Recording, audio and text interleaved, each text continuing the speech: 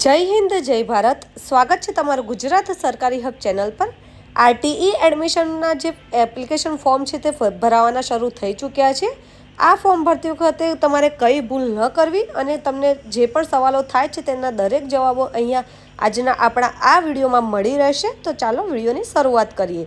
સૌપ્રથમ સવાલ છે કે ફોર્મ ભર્યા બાદ જો ભૂલ જણાય તો શું કરવું। જો તમારું ફોર્મ ભરાઈ ગયું છે, એપ્લિકેશન કન્ફર્મ થઈ ગઈ છે અને ત્યારબાદ તમને કોઈ ભૂલ જણાય તો તમે નવેસરથી બીજું ફોર્મ ભરી શકો છો, જેથી તમારું જૂનું ફોર્મ છે એ આપોઆપ રદ થઈ જશે અને તમારું નવું ફોર્મ છે, લાસ્ટ ભરેલું ફોર્મ જ તમારું માન્ય ગણાશે।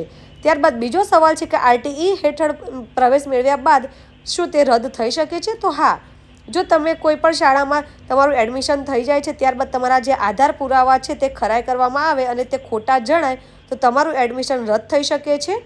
જો તમે અહીંયા બીપીએલ કાર્ડ આપો છો અને તે બીપીએલ કાર્ડમાંથી તમારા જે પણ વાલી છે તેમનું નામ કમી થાય તો તમારું એડમિશન અહીંયા રદ થઈ શકે છે।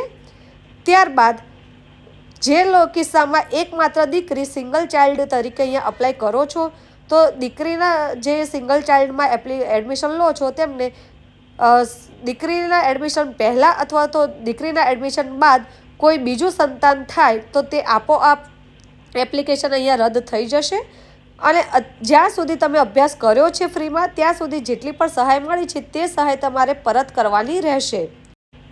ત્યારબાદ જો તમે ભાડાના મકાનમાં રહો છો તો શું કરવું। જો ભાડાના મકાનમાં રહો છો તેમ છતાં જો તમારી જે પણ વાલીના આધાર કાર્ડ, પાન કાર્ડ, પાસપોર્ટ કે વીજળી બિલ કે પાણી બિલ કે ચૂંટણી કાર્ડમાં તમારું તે જ જગ્યાનું એડ્રેસ હોય તો તમારે કોઈ પણ જાતનું અહીંયા ભાડા કરાર આપવાનું રહેતું નથી। પરંતુ જો તમારા કોઈ પણ આધાર પુરાવામાં ત્યાંનું એડ્રેસ નથી તો તમારે રજિસ્ટર ભાડા કરાર આપવાનું રહેશે। નોટરાઇઝ ભાડા કરાર માન્ય ગણાશે નહીં, આથી તમારે રજિસ્ટર ભાડા કરાર કરાવવાનું રહેશે। પરંતુ જો તમારા આધાર પુરાવામાં ત્યાંનું જ એડ્રેસ છે તો તમારે કોઈ પણ જાતનું અહીંયા ભાડા કરાર આપવાનું રહેતું નથી।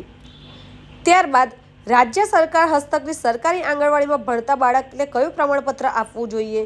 તો જો તમારું બાળક ઓછામાં ઓછા 2 વર્ષ સુધી આંગણવાડીમાં અભ્યાસ કરેલ હોય અને તેમનું નામ આઈસીડીસીના જે પોર્ટલ છે તેમાં તેમનું નોંધાયેલું હોય તો તમારે ત્યાંના આંગણવાડીના વર્કર અથવા તો સરકારશ્રી દ્વારા વખતો વખત નક્કી કરેલા સમકક્ષ અધિકારીનું પ્રમાણપત્ર રજૂ કરવાનું રહેશે। એટલે તમારું બાળક જો આંગણવાડીમાં અભ્યાસ કરતું હોય તે ત્યાં તમે જે પણ વર્કર છે તેમને કહેશો એટલે તમને ત્યાંનું સર્ટિફિકેટ આપવામાં આવશે અને આ બાળકને સૌથી ફર્સ્ટ પ્રાયોરિટી અહીંયા આપવામાં આવશે। ત્યારબાદ જે પણ માતા પિતાને એકમાત્ર સંતાન હોય અને સંતાન માત્ર એક જ દીકરી હોય તો કયું પ્રમાણપત્ર જોઈએ।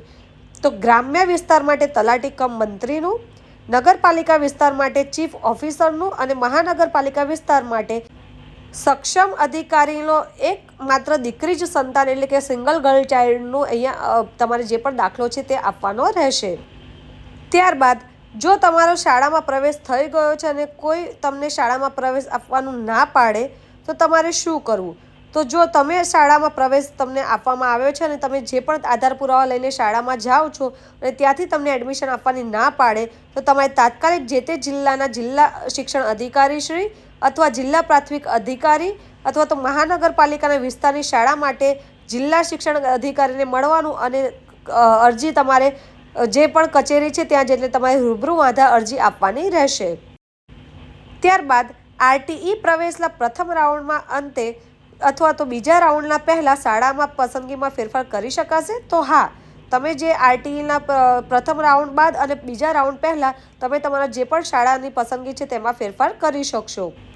આરટીઈ એપ્લિકેશન માટે આવક મર્યાદા શું રહેશે? તો 6 લાખ સુધીની આવક મર્યાદા રહેશે। જે પણ લોકોની આવક મર્યાદા સૌથી ઓછી હશે તેમને ફર્સ્ટ પ્રાયોરિટી આપવામાં આવશે। ત્યારબાદ પ્રવેશ માટે બાળકની વય મર્યાદા કેટલી હોવી જોઈએ? તો બાળકને 6 વર્ષ પૂર્ણ કરેલા હોવા જરૂરી છે। આરટીઈ પ્રવેશ મેળવવા માટે શું અલગ અલગ માધ્યમ પસંદ કરી શકાય? તો હા, તમે તમારા બાળક માટે અંગ્રેજી, ગુજરાતી, મરાઠી, હિન્દી કોઈ પણ તમારે જે પણ લાગુ પડતી હોય એ ભાષા તમે અહીંયા સિલેક્ટ કરી શકો છો। ત્યારબાદ તમે કેટલી શાળાની પસંદગી કરી શકો છો? તો અહીંયા શાળા પસંદગી કરવાની કોઈ પણ લિમિટ આપેલી નથી અને તમારે વધુને વધુ શાળા પસંદ કરવાની છે। જો ફર્સ્ટ શાળામાં તમે પસંદ કરી છે તે શાળામાં જગ્યા નહીં હોય તો તમારે બીજી શાળામાં તમને નંબર આપવામાં આવશે અને જો તમે ફક્ત 2 શાળા અહીંયા સિલેક્ટ કરો છો તો તે બંને શાળામાં સીટ નહીં હોય અને તમારી પસંદગી નહીં થાય તો તમારું જે એપ્લિકેશન ફોર્મ છે તે રદ કરવામાં આવશે। આથી જેટલી પણ જરૂર હોય તે દરેક શાળાને તમે અહીંયા પસંદગી કરી શકો છો. અહીંયા કોઈ પણ લિમિટ આપવામાં આવતી નથી. ત્યારબાદ જો તમારું બાળક ધોરણ 1માં અભ્યાસ પૂર્ણ કરી ચૂકેલું છે અને તમે ફરીથી આ જે ફોર્મ છે અપ્લાય કરવા માગો છો, તો જવાબ છે ના, તમે અપ્લાય કરી શકશો નહીં. પ્રવેશ મળ્યા બાદ શાળામાં કોઈ પણ જાતની તમારે ફી ભરવાની રહેશે? તો ના, તમારે કોઈ પણ જાતની અહીંયા ફી ચૂકવવાની રહેતી નથી.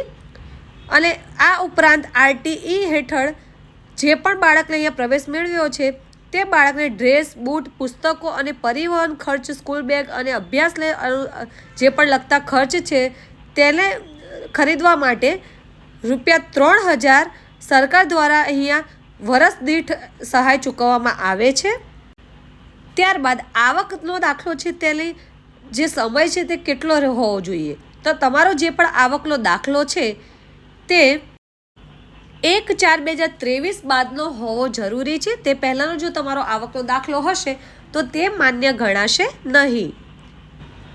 તો આ રીતે તમારા દરેક સવાલોના જવાબ અહીંયા મળી રહેશે તમને.